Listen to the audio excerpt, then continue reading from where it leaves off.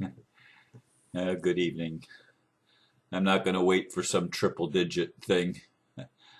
I'm tired. I helped my daughter move earlier today.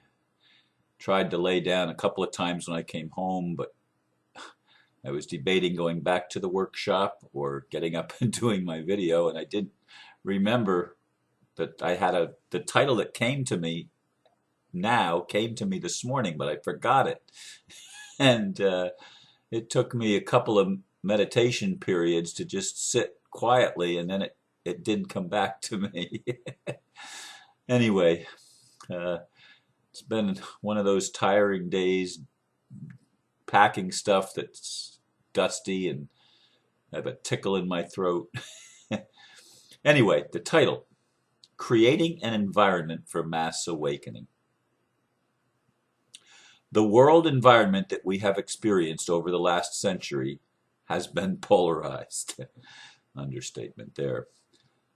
Thoughtful humans have been provoked on every side to awaken. Our comfort zone has been greatly challenged. This is perhaps the major contributing factor that has enabled us to reach the threshold of awakening. However, this is, I feel, insufficient for a mass awakening of the general public. Most still sleep, unavoidably caught in the mind control of matrix programming. What worked for those on the cutting edge may not ever work for the majority. An environment must be created that will encourage the masses to remember who we all are, sons and daughters of the Creator. What came to me this morning in meditation before I even went to start helping my daughter pack all of her stuff was the title of a series of lectures my mentor Dr. Bruce Morgan, gave many years ago before I moved to Melbourne. He gave that series of lectures in the Tabernacle Church here in Melbourne, right down the street, a couple miles from where I live now. In any case, that series was called Environments That Encourage Growth. And the bottom line was love is the environment that encourages growth. I totally agree. The environment that we experience on Earth as humans is not loving. It's anything but loving. How can an environment where the people are enslaved, not only against their will, but against their knowledge, and they think that their slavery is freedom? I mean, that's how bad the matrix programming is. And most people are still there. And that's the reality that I perceive. Now, granted, there are a lot of people that have awakened. And they are generally the thinkers. They are generally the ones that feel deeply. The ones that are in touch with the parts of themselves beyond just the left brain programmed mind that is controlled by the matrix programming. These are people that somewhat are able to think for themselves and to rise above the programming and to sort of bust the programming. They're the ones that believe in conspiracy theories. You know, someone posted on one of the walls that I saw, a new friend, I can't remember who it was, but had a saying that the world as we've known it, or the government is disintegrating all around you. If you don't know what's happening, cool it, basically, be at ease. Just go to someone that you've called a conspiracy theorist and ask them what to do. And that's true. The people that understand that there's a conspiracy that's been going on this planet are the ones that know a little bit about what's going on. And the people that don't believe in conspiracy theories are clueless. I mean, still clueless. They're the general masses, and I don't care how intelligent they are. I mean, I know some really, really intelligent people that think it's stupid to believe in conspiracies. You know, they buy the programming and they don't even realize that they're programmed at all. They don't even realize it. And I look at these people and they're not stupid, but they can't see. And there's no one so blind as those that think they see. Now, when I was younger, I thought I saw. I mean, I was a fundamentalist Christian, and I believed the Bible was the Word of God, and I believed that pretty much what I was told. I mean, there were always questions in my mind, always. I was a thinker, a free thinker, but yet I still went along with the programming to a large degree. I was able to break out of it because things happened in my life that forced me to think, that forced me to perceive things out of the ordinary way of perceiving things. For one thing, I didn't allow myself to finish high school. I challenged that. I never finished college. I challenged that. I was thinking when I was driving today, this morning, my Uncle Fred, and as he really wasn't my uncle, but we called him Uncle Fred, he was ready to get me a job in the local bank and become a banker as a dignified profession. Can you imagine me as a banker, knowing what I know today? I mean, God, I mean, the only thing that would be worse than being a banker to me would be being an attorney. And that's no offense to Karen Hudas or Heather Tucci Giraffe, or some of the attorneys that are really doing good and really starting to tell the truth. But that is so uncommon with attorneys. I mean, lawyer and liar are synonyms, and that's simply the reality of our world, because everything is polarized, and the bankers and the lawyers are the ones that polarized it the most. And of course, they use the police and other institutions that are trapped, and they get people that can't think outside the box, and they want people that can't think outside the box because the box is where they want people to stay. What I'm saying is, all of this polarization, all of this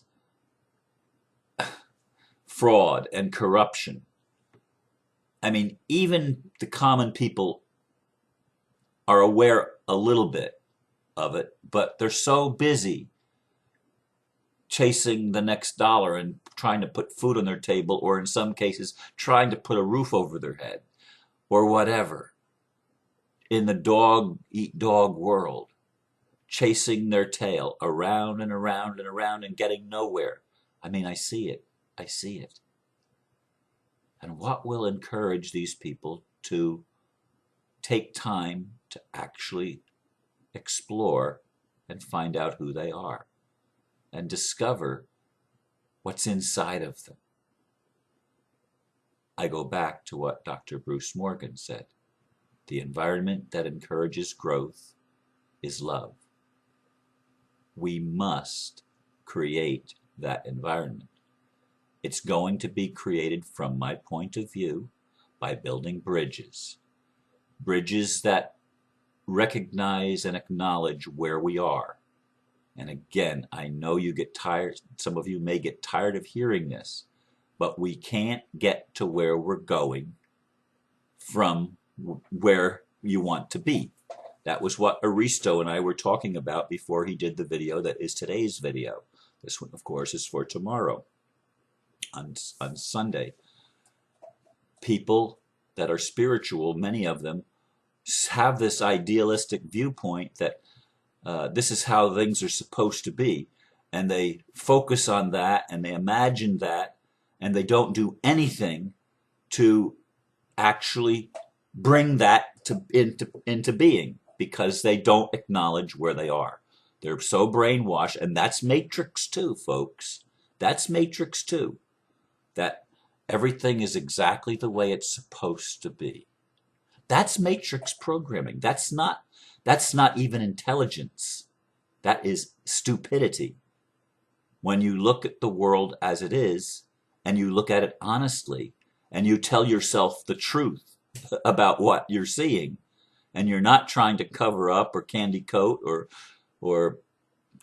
look through a rose-colored glasses, you're looking at the world as it actually is.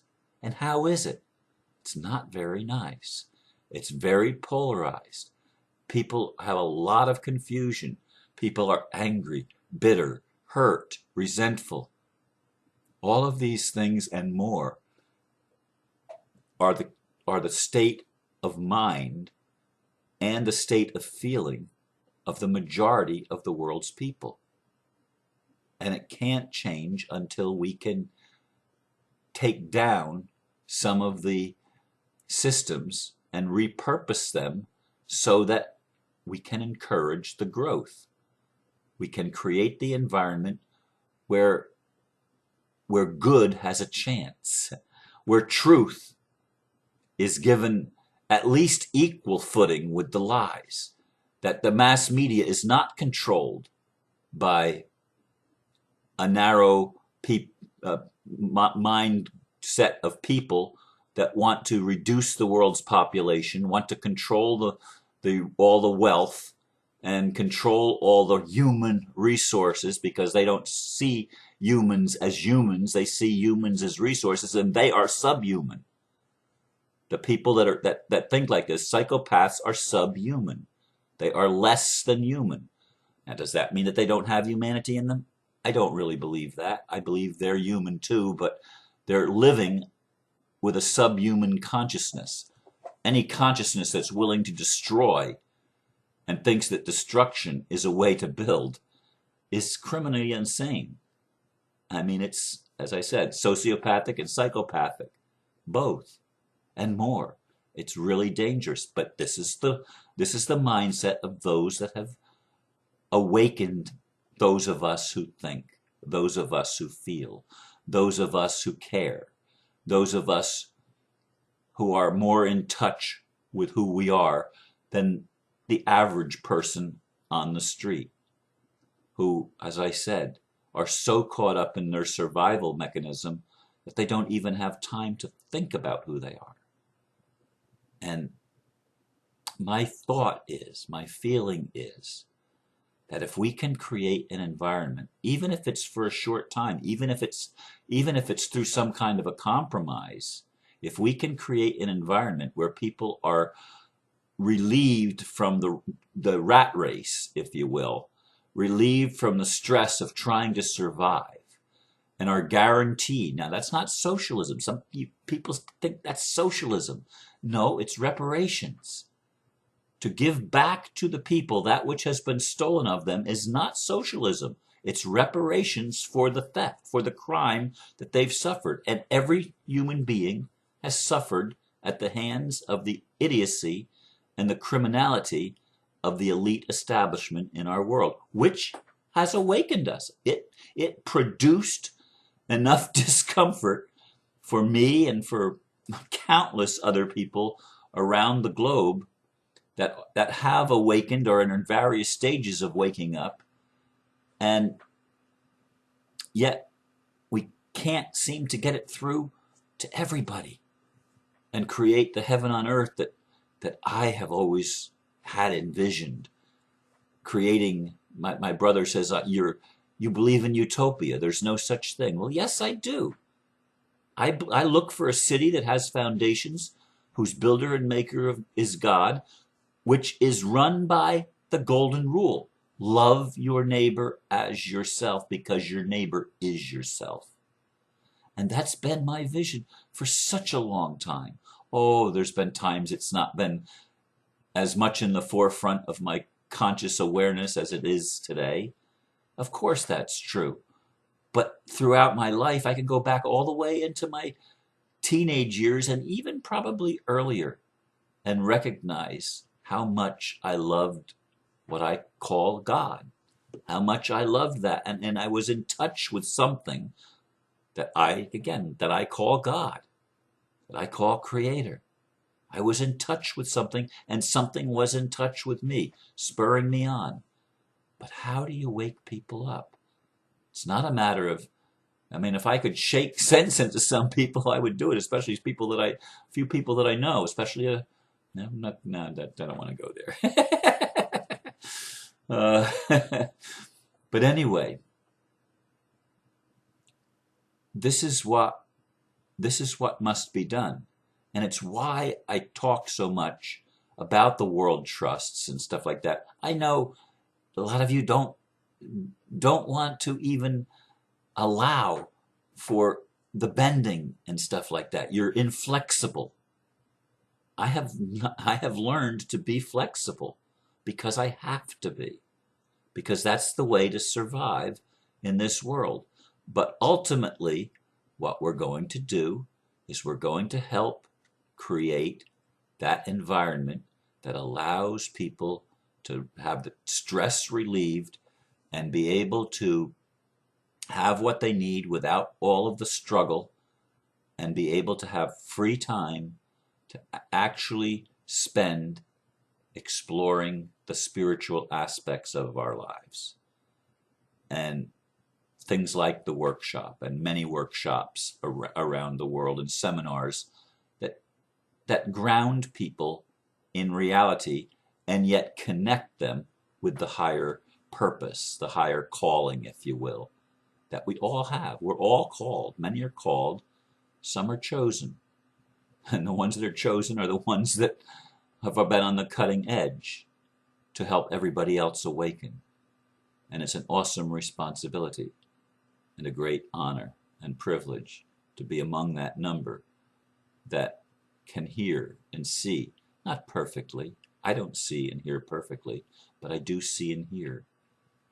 I do connect, even when I'm tired, like on a day like today, and with a scratchy throat because of all the dust that of pulling things off of shelves and stuff like that. Anyway, folks, I just want you to know that I care, and that I'm going to continue to do these videos as much as I can every day, put out a video. I will have days like today that's challenging, because I really wish I could just go to sleep or go back to the workshop, and I'm not going to do that. I mean, it's not over. It's probably over in another hour or two, but I'm not going to do that. I'm going to go to bed. But thank you for listening, and thank you for your love and your support, because together we're actually creating that environment. We're creating the seeds of that new environment that's going to allow the masses to wake up. And I think we're going to have a lot of grace and a lot of help from maybe some dimensions that most people are not aware of. We'll see how it plays out. Thank you for listening. Namaste.